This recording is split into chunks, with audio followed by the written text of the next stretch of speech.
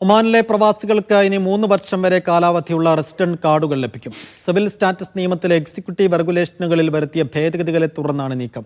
ഔദ്യോഗിക ഗസറ്റിൽ പ്രസിദ്ധീകരിച്ച മാറ്റങ്ങൾ പ്രകാരം പ്രവാസികൾക്കുള്ള താമസ കാർഡുകൾക്ക് ഇപ്പോൾ പരമാവധി 3 വർഷത്തേക്ക് സാധുതയുണ്ടാകും.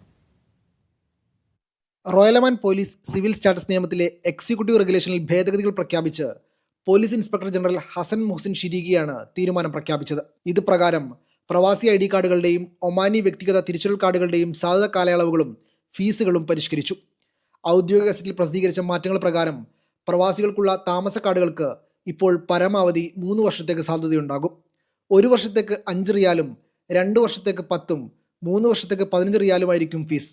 റെസിഡന്റ് കാർഡിന്റെ കാലഹരണ തീയതി മുതൽ 30 ദിവസത്തിനുള്ളിൽ പുതുക്കണം. നഷ്ടപ്പെട്ടതോ കേടായതോ ആയ റെസിഡന്റ് കാർഡിന് പകരം പുതിയത് ലഭിക്കുന്നതിന് 20 റിയാലായിരിക്കും ഇനി നിരക്ക്. ഒമാനി പേഴ്സണൽ ID കാർഡുകളുടെ കാലാവധി 5 വർഷത്തിൽ നിന്ന് 10 വർഷമായി നീട്ടാനും തീരുമാനിച്ചിട്ടുണ്ട്.